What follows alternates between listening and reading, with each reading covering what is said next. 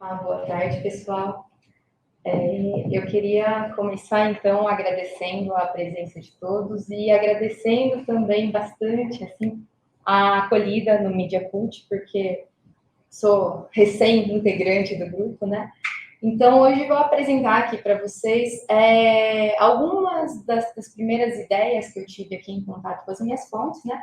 Porque é um projeto de doutorado que ele inicia nesse ano, apesar de que a gente já vem desenvolvendo há algum tempo, né? Mas com a chancela universitária eu começo esse ano. E aí, como o próprio título já diz, o título do projeto é Fiel da Balança, Representações da Classe Média nas revistas O Cruzeiro, Manchete e Realidade. Então, as minhas fontes são essas três revistas, né, esses três impressos em formato revista, O Cruzeiro, Manchete e Realidade. O Cruzeiro, então, é publicada pelo grupo Diários Associados, que ele pertence originalmente ao Assis Chateaubriand, e ela tem uma publicação bem extensa, né, entre 1928 e 1975, e ela era semanal. A Manchete, da Bloch Editores, publicada entre 52 e 2007, e a Realidade, que pertence ao grupo Abril, e que foi publicada entre 1966 e 1976. Então, assim, apesar de elas terem uma publicação, principalmente as duas primeiras, né, terem uma vida de publicação bastante extensa, né, eu destaco aqui, coloquei as três, porque elas estavam em momentos distintos no nosso recorte, né, que é 60 e 70 do século XX. Então, a Cruzeiro, ela já estava em decadência, né, em franca decadência, a publicação. A Manchete estava relativamente estável entre 60 e 70, inclusive publicando alguns números no exterior, traduzindo esses números. E a Realidade, muito embora ela tenha uma vida um pouco curta, né, perto das outras, né? Então, é um periódico que foi publicado durante 10 anos, mas ela, durante os 10 anos, ela foi uma revista que teve uma relativa saúde, então não falhava números, tinha uma boa circulação. Então, por que buscar a classe média, né, nesses três periódicos, né? No primeiro momento, eu selecionei porque as três são revistas de variedades, elas são apontadas como revistas de variedades. Nesse sentido, né, como algumas das que já foram apresentadas aqui, eram revistas que tinham reportagens e matérias muito variadas. Então, ia desde divulgação científica, a cobertura internacional, até coluna de fofoca, né? Coluna social. Então, assim, tinham reportagens variadas, o que eu acho que conversa um pouco com um conceito que pretendo utilizar de classe média, que é um conceito não restritivo, né? Então, não é uma classe média segmentada aqui. Não é o homem de classe média ou a mulher de classe média, mas a classe média como um todo. Em segundo lugar, o destaque que essas revistas dão ao consumo e ao estilo de vida. Então, são revistas que, até pelo momento em que a gente está, né, elas são, e acho que é natural do periódico, né, são revistas que falam bastante assim, olha, quais são os bares da moda, qual é a vestimenta, quais são os códigos de etiqueta. Então, traz bastante essas questões que, para um conceito que transita, né, entre faixa econômica e estilo de vida e um estar culturalmente no mundo, que é o termo classe média, né, uma expressão cultural, mas uma expressão ao mesmo tempo econômica, cabia bastante usar esses três periódicos. E o que eu achei interessante, por isso estava reparando assim na apresentação dos colegas, né, essas três revistas, elas em algum momento tiveram o seu público-alvo definido como um público de classe média. Muito embora eu tenha percebido aqui também, foi interessante que eu tinha colocado isso na fala, mas às vezes essa classe média ela aparece como um sinônimo de, olha, qualquer um ali que consiga pagar por esse periódico é o nosso público, a gente quer fazer isso circular, né? Então tem mais um sentido de público geral. Então, por esses três pontos. Além disso, tem uma questão que é a seguinte: dos meus periódicos aqui, o Realidade, retornando aqui um pouquinho só para a gente ter a imagem, o Realidade ele é apontado como um periódico de um viés um pouco mais progressista, né? Então, quando a gente está falando dos anos 60 e 70, essas questões são fundamentais. Enquanto os outros dois, muito embora durante essa trajetória toda, né, tiveram períodos, assim, por exemplo, a Manchete de apoio aberto ao Kubitschek, uma relação muito próxima, mas os outros dois periódicos, eles, num primeiro momento, foram periódicos que endossaram o governo dos militares. Então, a ideia era também um pouco pegar de um lado um viés um pouco mais progressista e de outro um olhar que, a princípio, é mais conservador. Então, aqui, passando, eu trouxe uma imagem aí.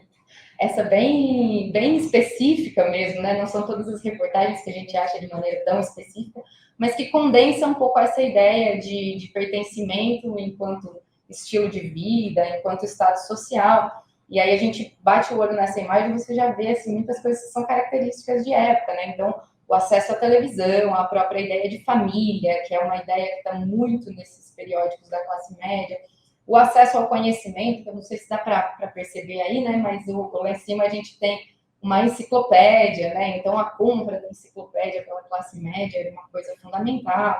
No detalhe, a gente tem automóvel, trabalho, acesso à educação. Então, o que é definido pelo olhar dessa revista, né? Essa a Manchete, uma edição de 70, o que é ser classe média aí. E aí, então, como nem todas as referências, como nem todas as representações de classe média elas são tão precisas, né? Como aquela da fotografia que a gente já bate o olho e meio que se encontra, uma coisa que eu percebi que mobilizou bastante para fazer o trabalho é que há o que os pesquisadores, os especialistas aí em classe média chamam de um certo voluntarismo teórico. Então, é essa coisa, olha, ora a classe média é aquela que tem um tanto de dinheiro, se encaixa numa faixa econômica, ora é um grupo muito amplo entre os muito pobres e os muito ricos e que cabe todo mundo ali. E aí, o que é que eu fui notando? Que em muitas dessas fontes, a gente tem uma relação no período que tenta fazer uma associação entre a classe média e a ideia de opinião pública, que é o quê? Olha, se essa classe média seria uma média da sociedade, seria o cidadão comum, então essa classe média ela corresponderia, de uma certa maneira neutra, à opinião pública. E aí é onde vem o termo, a utilização do termo, que é bastante frequente assim, no período, fiel da balança. O que seria esse fiel da balança? Seria justamente, o fiel da balança é o ponteirinho, né? Literalmente, né? O ponteirinho que fica lá no meio, indicando para que lado a balança pesa mais. Então, nesse período, muitas vezes, a classe média ela é apontada como esse fiel da balança. Então, quer dizer, olha, as sensibilidades políticas, elas estão junto com a classe média. Se a classe média pender para um lado mais conservador, a gente fica conservador. E se a classe média pender para um lado mais progressista, o Brasil é progressista. Então, o que me pareceu também bastante interessante, nesse sentido de uma aproximação entre a classe média e a opinião pública, é que lá nas origens do termo classe média, né, o Raymond Williams, quando ele vai buscar palavras-chave, ele vai buscar o termo classe e ele encontra uma das primeiras referências de middle class, e que era justamente essa ideia de, olha, é um grupo moralmente razoável. Eles não estão nem em um extremo político e nem em outro. Eles estão ali pelo meio. Então, no recorte temporal, que é esse recorte do projeto de 10 anos, usei aquela maravilhosa estratégia, né, de dividir para conquistar. Então, me aproximando das fontes, eu percebi que saltavam assim 3 momentos muito sensíveis com relação a essas referências da classe média. Então, num primeiro momento, aqui que eu chamei de golpe civil-militar, né? Mas é o entorno do golpe, né? Então, pouco antes, pouco depois, essas revistas, elas têm 2 olhares. Ou essa classe média, ela é vista pelos setores mais progressistas como massa de manobra, né? Quer dizer, olha, a classe média caiu num golpe, fez um movimento contra ela mesma. Ou, de outro lado, ela é o grande apoiador do golpe. Então, olha, se houve um golpe e a classe média foi para a rua, é porque o golpe está com o povo. E a gente tem ainda uma terceira visão que é bastante destacada, que é essa ideia, que isso eu encontrei em vários periódicos, que é de que os militares eram pessoas de classe média. E essa ideia, ela é sempre associada com essa ideia de a classe média como uma pessoa comum, o cidadão comum. Então, a gente tem uma fala, por exemplo, tenho repetido que os militares são simples civis de uniforme, são cidadãos da classe média que enfrentam os mesmos problemas, sofrem. Então, quer dizer, olha, a classe média é o cidadão comum e o militar é a expressão dessa classe média e desse cidadão comum. Portanto, há aquela ideia de olhar a voz do povo. Os militares estão apenas atendendo a um desígnio popular. Essa segunda reportagem, né, então, ela é bem nas vésperas ali do golpe e ela traz para a gente essa agonia da classe média, né? Então, é um pouco essa ideia de que, olha, a classe média está sofrendo imensamente com a inflação. Essa edição do Cruzeiro é uma edição bastante interessante, porque ela sai exatamente no dia 4, né? O golpe civil-militar, ele acontece em 1º de abril. E ela é uma edição que já estava pronta, né? Nos dias de hoje, a mídia, acontece alguma coisa, ela muda imediatamente, né? E aqui não é o caso. A edição estava pronta, então ela sai no dia 4 de abril e ela menciona o João Goulart como presidente ainda, e a gente vê que tem todo um discurso de endosso mesmo do golpe. Então, eu achei bastante interessante nesta reportagem, além das fotografias, né, que são sensacionais, essa aqui, só de bater o olho, a gente já percebe que essa classe média, ela tem uma cor, né? Então, para ser classe média, você tem que se adequar neste grupo. Mas é interessante a localização dessa reportagem na chamada, né? Quando a gente trabalha no impresso, é sempre legal a gente ver a coisa toda. E ela está logo abaixo na chamada de uma reportagem sobre o comício das reformas, né? Então, é quase como se eles estivessem dizendo, ó, o João Goulart, ele está olhando a população mais pobre, mas, olha, para a gente aqui ele não está olhando. A gente está agonizando. Num segundo ponto aqui de contato, a militância de esquerda, que seria um recorte aí mais entre 67 e 70, em que a gente encontra também, basicamente, 2 tipos de menções à classe média. De um lado, entre os mais progressistas, tem um entusiasmo muito grande com aquela classe média engajada, principalmente a classe média engajada na cultura e a classe média universitária, e nos setores mais conservadores, a gente tem um olhar de perigo. Então, atenção, classe média, porque esses militantes vão aliciar os seus filhos. E aí, selecionei também uma reportagem bem nesse sentido, né? Essa aqui, Onde está o Terror? E essa reportagem, também novamente destacando essa localização dela no periódico, né?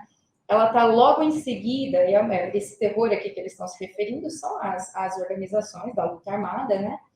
Mas ela está logo na sequência de uma reportagem onde tem toda uma simulação falando sobre um estrangulador.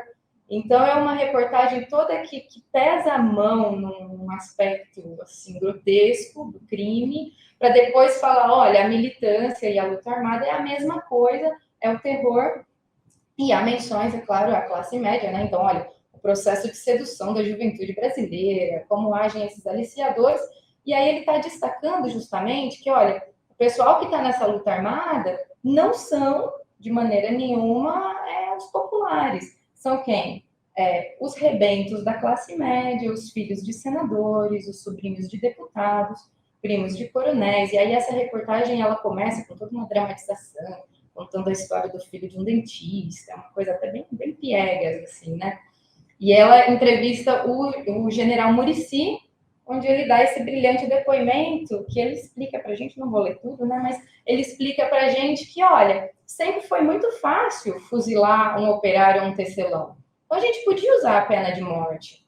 Mas como é que eu vou usar a pena de morte contra a classe média? Como fazer a classe média executar, na prática, a pena de morte contra ela mesma, né? Então, assim, isso era aberto. Olha, eu podia matar esse pessoal, mas a classe média não é tão simples. Então, tem bastante esse olhar. O meu terceiro recorte, né, como não podia deixar de ser, é a questão do milagre econômico, né? Então, a classe média, outro ponto sensível aí para a classe média, é esse milagre, né, econômico e o apontamento aí dos 2 lados desse milagre, tanto como algo benéfico, e aí a classe média aparece como a grande beneficiária desse milagre, E, de outro lado, a classe média um pouco problematizando esse milagre, né? Não é bem assim. Essa passagem aqui ela é bem interessante, ela vai falar, olha, está falando dos carros da Volkswagen e está falando, é o primeiro passo na escalada pessoal da motorização, né? Então, quer dizer, olha, a aquisição do carro é um ganho pessoal, é um discurso bastante meritocrático. E aí, já terminando, né, a gente tem olhares mais críticos, por exemplo, a realidade, trazendo, olha, a próspera vida apertada, nunca tem dinheiro, mas vive comprando para que saibam que está tudo muito bem. Então, quer dizer, essa é a classe média. Ela ostenta mais do que realmente tem poder aquisitivo. Então, encerrando já aqui, né, eu estou muito em cima do tempo, os nossos objetivos são, então, investigar essas diversas formas de representação da classe média, e é claro que isso puxa diversos outros objetivos. Então, como é que esses periódicos contribuem para a formação mesmo de uma identidade de classe entre os leitores?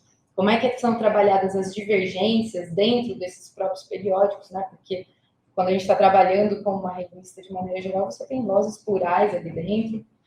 Como é que são essas relações entre a classe média, nós, classe média, e os outros, né, os muito pobres, os muito ricos, e como que é tratado, assim, é um assunto que eu até achei que ia ser menor, mas agora em contato com as fontes eu estou percebendo que tem bastante coisa sobre a classe média no exterior. Então, tanto a classe média brasileira vista pelos estrangeiros, quanto os brasileiros olhando a classe média de fora do Brasil. Então, tem bastante esse diálogo.